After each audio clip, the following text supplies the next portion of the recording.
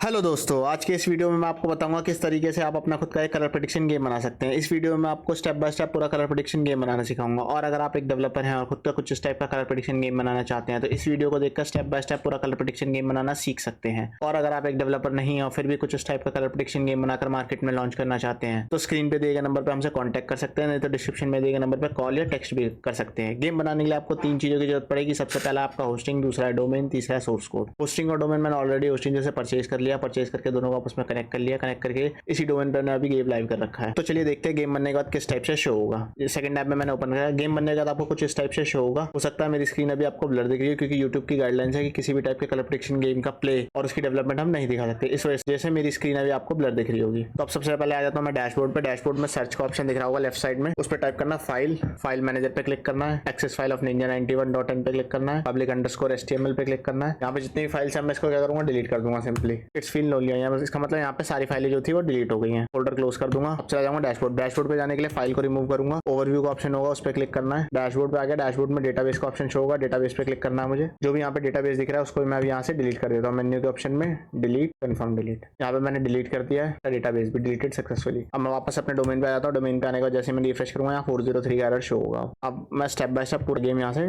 Live करूंगा। Overview पे click करूंगा डैशबोर्ड पे जाने के लिए, सर्च में टाइप करूंगा file manager, access file of ninja91.in, public_html folder open करूंगा। सिंपली यहाँ पे जो मैं अपना जो भी मेरा सोर्स कोड है यहाँ पे मैं अपलोड करूंगा। राइट साइड कॉर्नर में देखेंगे हमारा सोर्स कोड जो है वो अपलोड होना स्टार्ट हो गया। हमारी जिप फाइल यहाँ पे अपलोड हो गया। जिप फाइल अपलोड होने के बाद उसको सिलेक्ट करेंगे। सिलेक्ट करने के बाद राइट क्लिक करेंगे। राइट क्लिक करने के बाद एक्सट्रैक्ट का ऑप्शन शो होगा, उस पर क्लिक करना है। उस फोल्डर में डॉट टाइप करना है। डॉट टाइप करने के बाद एक्सट्रैक्ट कर दूंगा मैं। सिंपली हमारी जिप फाइल जो थी वो एक्सट्रैक्ट होगी। अब सिंपली यहाँ पे क्या करना है, मुझे जो भी मेरी जिप फाइल थी उसे फाइंड कर लेना है क्योंकि अब उसकी कोई नीड नहीं है, तो इसको सिंपली हम डिलीट कर देंगे। अब डैशबोर्ड पे चला जाता हूँ। डैशबोर्ड पे जाने के लिए सिंपली जो फाइल टाइप किया था उसको रिमूव करता हूँ। ओवरव्यू पे क्लिक करना है। डैशबोर्ड पे डेटाबेस का ऑप्शन शो होगा, डेटाबेस पे क्लिक करना है। यहाँ पे मैं रैंडमली कोई भी एक डेटाबेस क्रिएट कर लेता हूँ। डेटाबेस का नेम, यूजर नेम और जो भी मेरे को पासवर्ड रखना है पासवर्ड रख लेता हूँ। यहाँ पे डेटाबेस हमारा क्रिएट हो गया। डेटाबेस क्रिएट होने के बाद नीचे स्क्रॉल डाउन करके आएंगे। मैं डोमेन का एंटर PHP में एडमिन पे क्लिक करना है। डेटाबेस के बाद सिंपली इंपोर्ट पे क्लिक करना है। डेटाबेस पे क्लिक करने के बाद हमें सिंपली इंपोर्ट पे क्लिक करना है। इंपोर्ट पे क्लिक करने के बाद चूज फाइल पे क्लिक करना है। चूज फाइल में जो भी हमारी डेटाबेस है उसको सिलेक्ट करना है, ओपन, और स्क्रॉल डाउन करके नीचे आएंगे, इंपोर्ट के ऑप्शन पे क्लिक करेंगे। जो भी हमारा डेटाबेस का टेबल्स हैं वो सारे इंपोर्ट हो गए यहाँ पे सक्सेसफुली। जितनी भी टेबल्स आपके डेटाबेस की वो यहाँ पे आपको शो ही होंगी। तो मैं अपने डोमेन पे आ जाता हूँ। डोमेन को जैसे मैं रिफ्रेश करूंगा देखेंगे यहाँ पे हमारा गेम तो लाइव हो गया, बट स्टिल अभी यहाँ पे लोगो और काफी सारी इमेजेस हैं जो अभी भी शो नहीं हो रही। क्यों? क्योंकि हमने फाइल भी अपलोड कर दी, डेटाबेस भी अपलोड कर दिया, बट दोनों को आपस में कनेक्ट नहीं किया। तो सिंपली अब मैं आ जाता हूँ public_html फोल्डर के अंदर, उसके अंदर कंट्रोल फोल्डर ओपन करता हूँ। activity.php फाइल ओपन करना है। जो भी मेरा डेटाबेस है वो यहाँ पे मैं यहाँ से कॉपी कर लूंगा और यहाँ पे activity.php फाइल में डेटाबेस का नेम, यूजर नेम और जो भी मैंने इसका पासवर्ड रखा है वो यहाँ से अपडेट कर दूंगा। तो सेव करूंगा। सेव करने के बाद कट dbaction.php फाइल ओपन करनी है। उसमें भी सेम चीज, डेटाबेस कनेक्शन हमें अपडेट करना है। public_html पे क्लिक करना है। उसके बाद एडमिन फोल्डर ओपन करना है। एडमिन फोल्डर के अंदर कंट्रोल फोल्डर, activity.php, यहाँ पे भी डेटाबेस कनेक्शन हमें अपडेट करना है।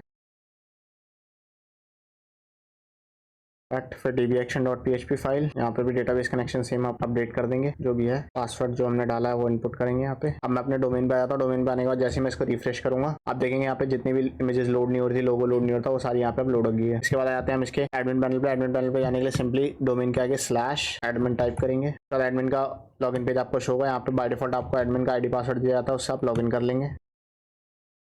ID पासवर्ड डालेंगे, लॉगिन पे क्लिक करूंगा, login success, okay.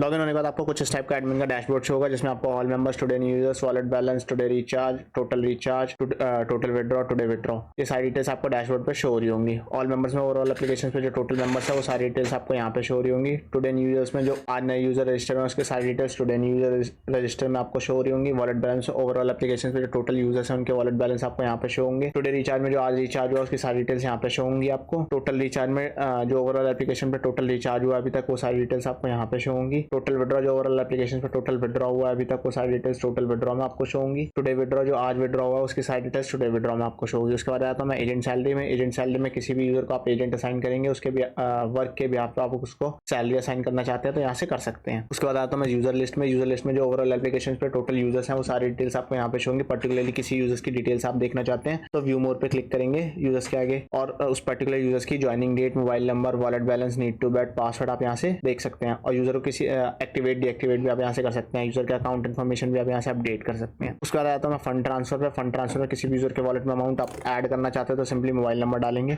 Mobile number डालेगा जो भी अमाउंट आपको ऐड करना है वो अमाउंट डालेंगे। कन्फर्म अमाउंट में अमाउंट कन्फर्म करेंगे। उसके बाद रिमार्क डाल के ट्रांसफर फंड, सिंपली यूजर के वॉलेट में अमाउंट ऐड हो गया। आप किसी यूजर के वॉलेट में अमाउंट आप डिडक्ट करना चाहते हो तो सिंपली फिर से फोन नंबर डालेंगे, -1000 जो भी अमाउंट आप डिडक्ट करना चाहते हैं माइनस अमाउंट, बाद रिमार्क डालेंगे कन्फर्म करके ट्रांसफर फंड पे क्लिक करूंगा। ट्रांसफर सक्सेसफुली यूजर के वॉलेट से अमाउंट डिडक्ट हो गया। उसके बाद सिंपली मैं आ जाता हूँ ट्रांसफर हिस्ट्री पे। ट्रांसफर हिस्ट्री में जो भी आप यूजर के वॉलेट में अमाउंट ऐड और डिडक्ट होगा उसकी सारी डिटेल्स यहाँ पे शो होंगी। विड्रॉ हिस्ट्री में जो ओवरऑल एप्लीकेशन में टोटल विड्रॉ होंगे उस सारी डिटेल्स आपको यहाँ पे शो होंगी विड्रॉ हिस्ट्री की। बेट हिस्ट्री में जो ओवरऑल एप्लीकेशन पे आपके बेट प्ले होंगे, जिस भी गेम में, जिस भी टाइप में, जिस भी पीरियड में यूजर विन किया है या लॉस किया है, वो सारी डिटेल्स आपको यहाँ पे शो हो रही होंगी। उसके बाद आता है मैं ऑल रिक्वेस्ट में। ऑल रिक्वेस्ट में आपको withdraw request and deposit request यहाँ पे शो होंगी। बेसिकली पेमेंट्स के दो टाइप्स के मेथड होते हैं, automatic and manual. By default जो देते हैं मैनुअल मेथड देते हैं। मैनुअल मेथड में क्या होता है, सारी चीजें आपको मैनुअली वेरीफाई करनी होती है। आप मैनुअली यूजर के वॉलेट में अमाउंट ऐड और डिडक्ट करेंगे। बट ऑटोमेटिक में क्या होता है, सारी चीजें ऑटोमेटिकली वेरीफाई होती है। ऑटोमेटिकली यूजर के वॉलेट में अमाउंट ऐड और डिडक्ट हो जाता है। तो विड्रॉ रिक्वेस्ट में जो भी विड्रॉ रिलेटेड रिक्वेस्ट होंगे वो सारी डिटेल्स आपको यहाँ पे शो होंगी। विड्रॉ रिक्वेस्ट में मैनुअली आप यूजर के